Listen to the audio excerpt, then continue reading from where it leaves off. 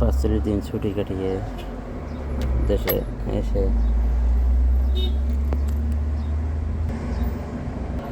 আসসালামু আলাইকুম।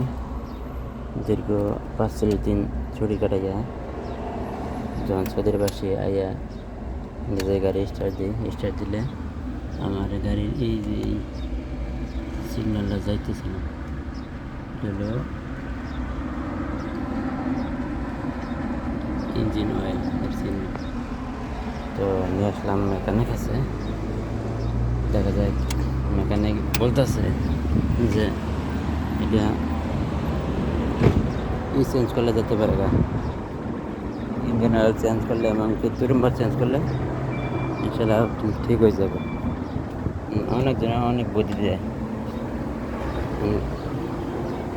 দেখা যাক চেঞ্জ করতেছে।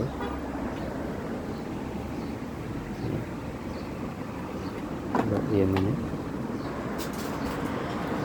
ফিল্টার সহ